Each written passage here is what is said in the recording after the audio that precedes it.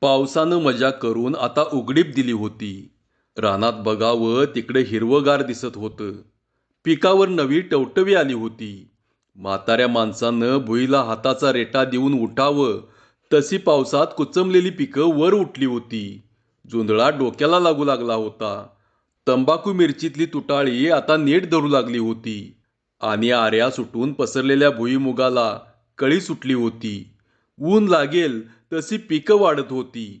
दिवस नुकताच वर आला होता आणि शिवा हातात एक विळा घेऊन गवताचा भारा आणायला आपल्या बांधाकडे चालला होता. सारं शिवार हिरवंगार दिसत होतं. वर खतानं नेट धरलेल्या जोंधळ्यावर तजेलदार काळुकी आली होती. शेंड्याची कोवळी पानं टोकदार दिसत होती. दहीवर पडलेली पिकं सकाळच्या कोवळ्या उन्हात चमकत होती. जोंधळ्याला लागूनच गवताचा बांध होता. बांधाचं गवत छाती इतकं वर आलं होतं. बांध लांब होता तोवरच त्या हिरव्या गवताचा वास भपकारत जवळ आला. सकाळच्या वेळी फुललेल्या मोगरीचा वास यावा अगदी तसा. शिवानं विळा खाली टाकला आणि धोत्राचा सोगा वर कमरेला खोवून तो गवताकडे बघत थोडा वेळ उभा राहिला. तो रानवट धुंद वास घमघमत होता. गवताचा तो बांध लांबच्या लांब पसरला होता. ते सारं रान त्या कोवळ्या पिवळ्या उन्हात भरजरी लुगड्याच्या पदरागत दिसत होतं. रानातली ही हिरवी रेशीम चमकत होती. मन भुलत होतं. लांबवर एक नजर टाकून शिवानं खाली पडलेला विळा हातात घेतला आणि तो बांधाच्या एका कडेला गेला. पायातल्या वाहना काढून बाजूला ठेवल्या आणि चवड्यावर बसून तो पुढं झुकला. डाव्या हातानं गवताची मूठ घट्ट धरली आणि उजव्या हातातला विळा त्या दिशेनं असा पुढे नेणार एवढ्यात वरच्यावर तो हातातनं निसटून खाली पडला. बसकन मारून खाली बसलेला शिवा एकाएकी उठून उभा राहिला.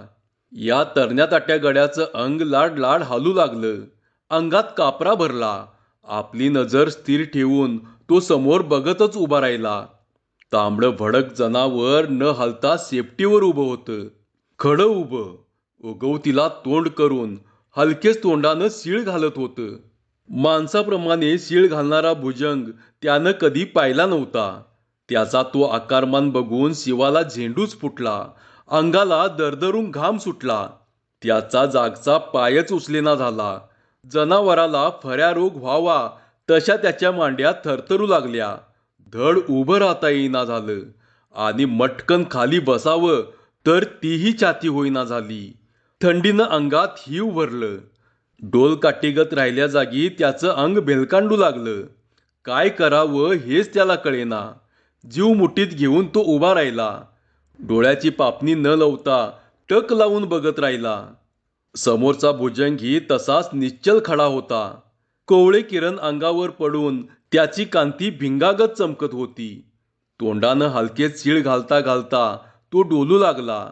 ते हलणारं जनावर पाण्यातल्या प्रतिबिंबासारखं दिसू लागलं. आपल्याच नादात ते दंग होऊन गेलं होतं. निसर्गाची उमलणारी सकाळची शोभा बघत ते बेभान झालं होतं.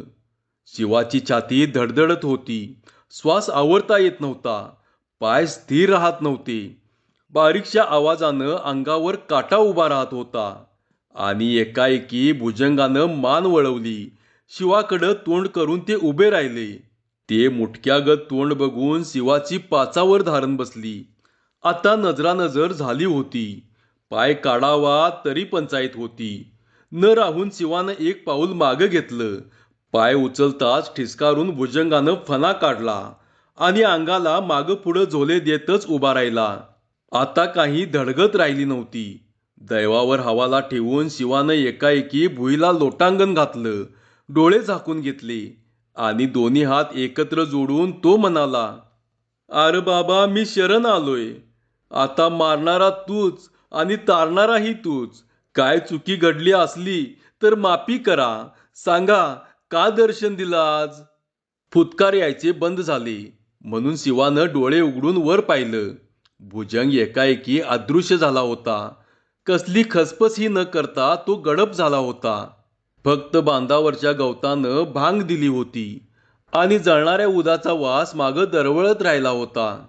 मगापर्यंत तो घमघमणारा वास ओळखू आला नव्हता. आत्ता मात्र त्याची जाणीव एकाएकी झाली. निसर्गाच्या या उदबत्तीचा चमत्कार कळून आला.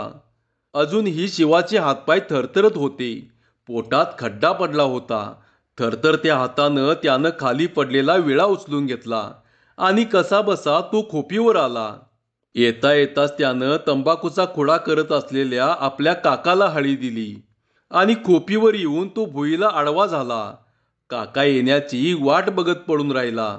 हाळे ऐकून त्याचा काकाही लगालगा खोपीकडे आला. आडव्या झालेल्या शिवाला बघून त्यानं लांबनच विचारलं, "काय र पोरा, काय झालं?" शिवानं फक्त डोळे उघडले आणि आपल्या काकाच्या तोंडाकडे बघत तो तसाच पडून राहिला. त्याचं कपाळ घामानं डबडबलं होतं. चेहरा विचित्र दिसत होता. मृत्यूची कळा त्याच्या मुद्रेवर दिसत होती. एकाएकी असा लोळागोळा होऊन पडलेल्या आपल्या पुतण्याला बघून त्याच्या काकालाही धसकाच बसला. धडधडत्या उरानं तो खाली बसला आणि शिवाच्या अंगाला हात लावून म्हणाला, "आर, तुझं अंग बी गार पडले नव का? होय, काय झालं तुला? आणि घाबरलास का असा?" शिवानं न बोलता एकवार जीभ आपल्या ओठावरून फिरवली. तळ हातानं कपाळावरचा घाम पुसला आणि मग भुईला हाताचा रेटा देऊन तो दुकानकऱ्यागत बेतानं उठून बसला. चिंताग्रस्त चेहऱ्यानं काका त्याच्या तोंडाकडे बघत राहिला.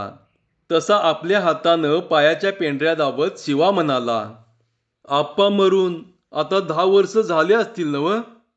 पोरानं हा प्रश्न आज का विचारावा हे न समजून काकानं विचारलं. "होय, पर आज का आठवण झाली तुला त्याची?" "काय नाही." असं ओटातल्या ओटात पुटपुटत तो पुन्हा आपल्या पायाच्या पेंढऱ्या दाबत गप्प बसून राहिला. खाली बघत विचार करू लागला.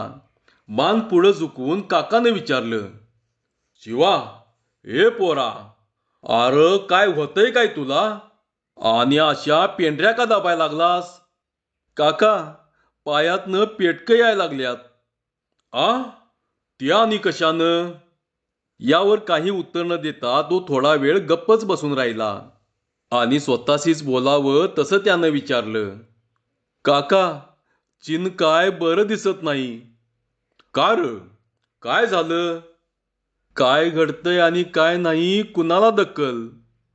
"आर, पर झालं तरी काय असं म्हणायला?" "आज मला देवाचा तांबडा भुजंग दिसला. आप्पा मरायच्या आधी 8-15 दिवस त्यासनी एकदा दर्शन दिलं होतं. होय नव?" ही गोष्ट खरी होती. त्या रानातला तो भुजंग शिवाच्या बापाला दिसला आणि त्यावर 2 आठवड्यातच त्याचा खेळ आटपला होता. पुढं काही बरं वाईट घडायचं असलं म्हणजे अवचित तो दृष्टी पडे आणि पुन्हा अदृश्य होई. असं 2 पिढ्या चाललं होतं. एरवी तो 10-10 वर्ष कुणाला चुकूनही दृष्टी पडत नसे. रातध्याड वस्ती पडली तरी त्याची चाहूल कधी लागत नसे. काळजीनं दबलेल्या आवाजात काकाने विचारलं, "आ? त्योच दिसला का? कसला होता?" एक सुस्कारा सोडून शिवा बोलला, "कसला आणि काय? लाल भडक होता." "मग धुपागत वास बीस आला का तुला?" "तर जवळ धूप जाळावा तसा वास येत होता." "तुला कुठं दिसला र?" "बांधाला हो." आता काही शंका राहिली नव्हती. न बोलता दोघेही अवघडून गप्प बसून राहिले. काय बोलावं हेच त्यांना समजत नव्हतं. दोघांच्याही जीवाला घोर लागला होता. पण काहीतरी आधार देणं भाग होतं. म्हणून त्याचा काका म्हणाला, "आर, काढून टाक मनातनं विचार." "कसा काढून टाकू काका?" शिवाचे हे शब्द थेट त्याच्या काळजाला जाऊन भिडले. म्हातारा हबकला, पण तोंडावर काळजी न दाखवता तो म्हणाला, "काय घेऊन बसलास खोळ्या? समद्या योगायोगाच्या गोष्टी असत्यात. नेमानेमी असली तर ती कवा चुकणार आहे का?" शिवा आपल्याशीच विचार करत बसला. तसा त्याचा काका धीर देऊ लागला, "हे बघ, तसं काय नसतंय पोरा. त्यो आपला बाळक्या गडी. त्याला 2दा भुजंग दिसला होता. काय वाकडं झालं त्याचं?" काका उदाहरण सांगत होता आणि शिवा आपल्याच काळजीत गुरफटत चालला होता. काका काय सांगत होता इकडे त्याचं ध्यानच नव्हतं.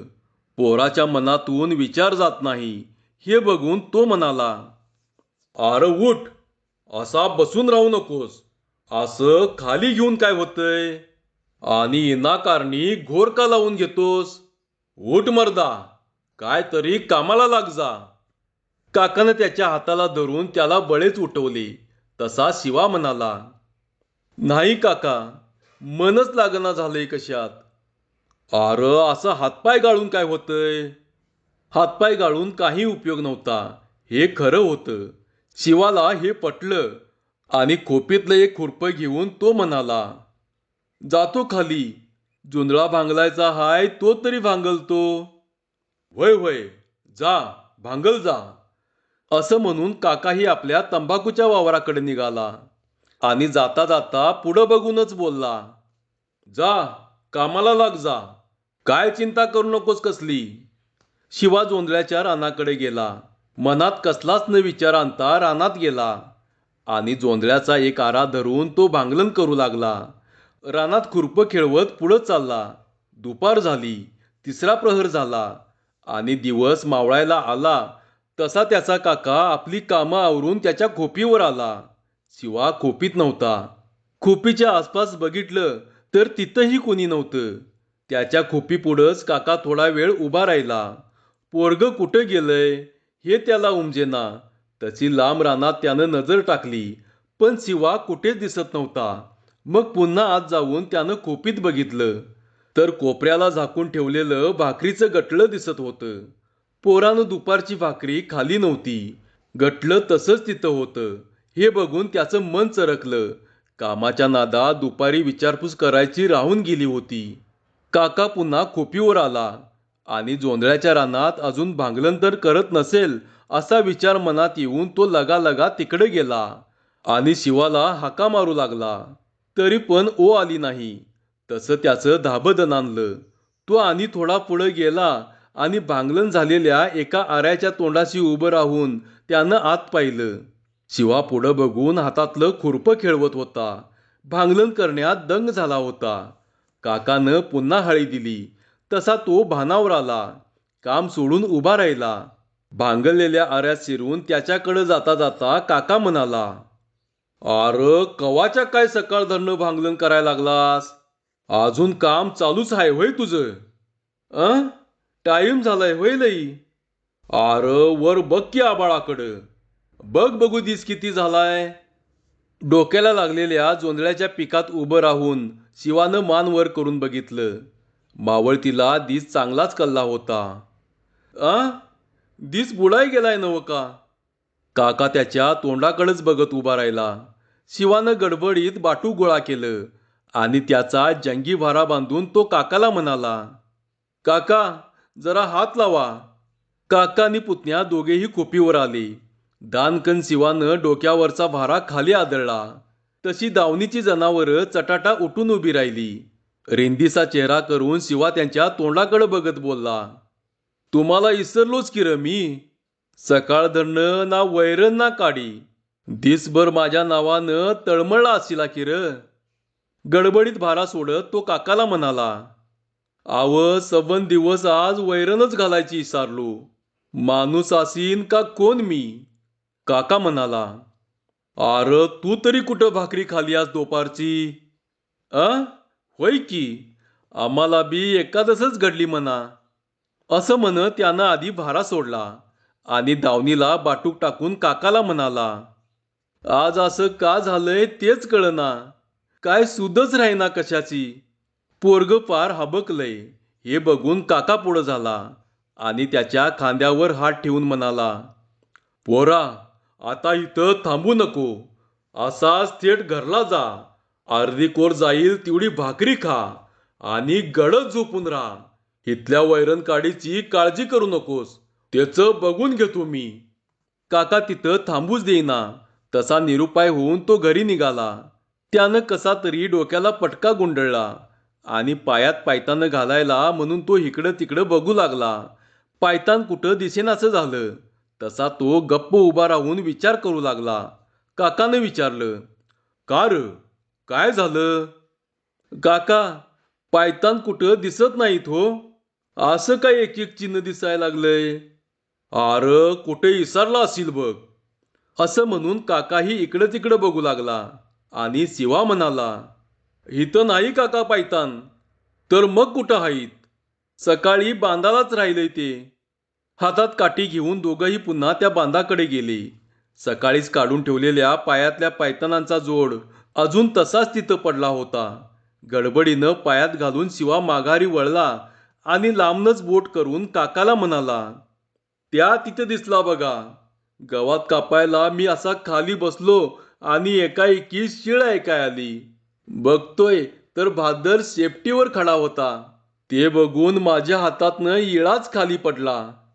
दोघेही खोपीवर आले आणि शिवा घरी जायला निघाला. तसा काका त्याच्या खांद्यावर हलकेच थोपटत म्हणाला, हे बघ पोरा, म्हातारीला ह्यातलं काय बी सांगू नको. उगच तिच्या जीवाला घोर लागल. वय, नाही सांगत तिला. आणि हे बघ, काय कराय चुकलंय काय, एवढं म्हातारीला सहज विचारून घे. म्हणजे नव, देवाचं काय चुकलंय काय, एवढे विचारून घे. आणि काय चुकलं असल तर करतो म्हणाव. ते मी सकाळीच सांगितलंय. तुझा आप्पा दर आमोशाला नारळ देत होता. एवढंच पुटपुटून तो गप्प उभा राहिला. खाली मान घालून शिवा म्हणाला, अलीकडे ह्या 2-3 वर्षात ती परताच बंद पडली या.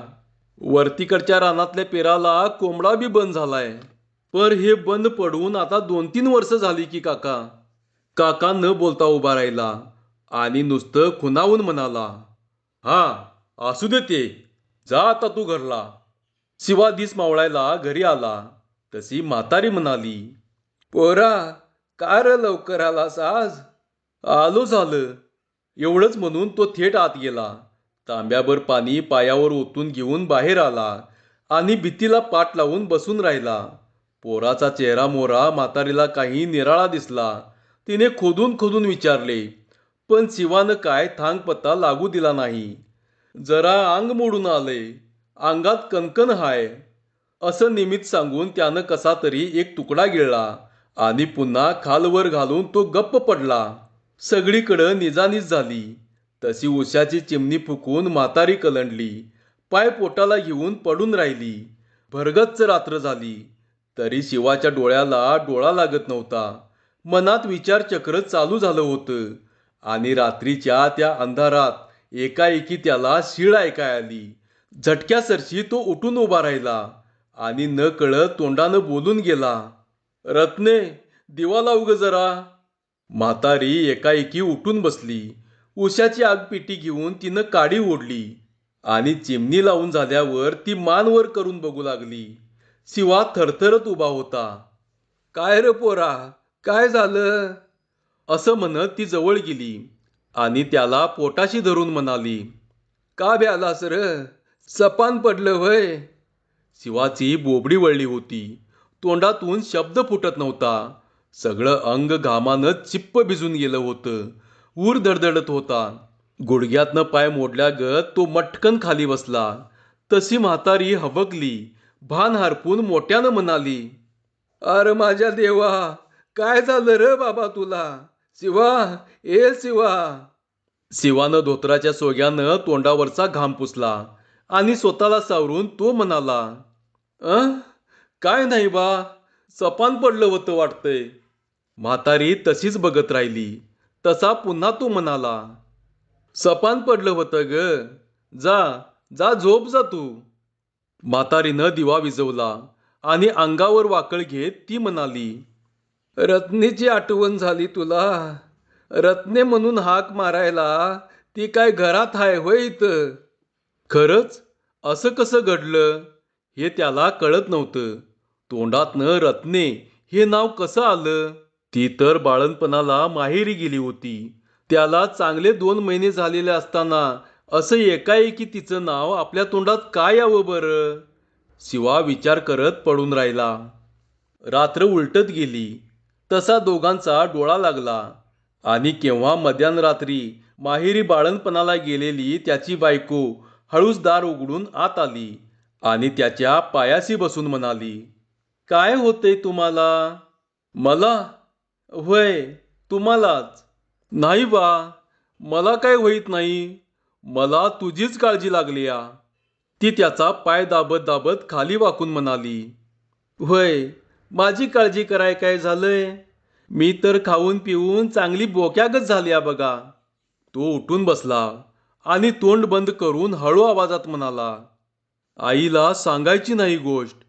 काय? कसली गोष्ट? शिवा खडबडून भानावर आला आणि उठून बसला. तो बेचैन होऊन गेला होता. त्यानं आईला हाक मारली. तशी म्हातारी घाबऱ्या घाबऱ्या म्हणाली, काय रे लेकरा, काय होतंय आज तुला? काय नाही, जरा दिवा लाव. दिवा लावला आणि शिवा म्हातारीजवळ येऊन म्हणाला, आये, झोप लागना ग मला. जरा बोलत तरी बसूया. म्हातारीही उठून बसली. दोघेही एकमेकांच्या तोंडाकडे बघत बसले. शिवा म्हणाला, ती चिमणी जरा मोठी कर. म्हातारीनं काडी घेऊन चिमणीची वात सारली आणि शिवानं विचारलं, आता कितवा महिना म्हणायचा ह्यो? म्हातारी एडबाडली. ती म्हणाली, कसला महिना म्हणतोस? नव, रत्नीला आता कितवा महिना लागलाय म्हणतो? म्हातारी त्याच्या तोंडाकडेच बघत राहिली. पोरग असं का बोलू लागलंय हेच तिला कळेना झालं. ती काळजीनं म्हणाली, शिवा, ए लेकरा, अरे काय होतंय र तुला? धन्यवाद.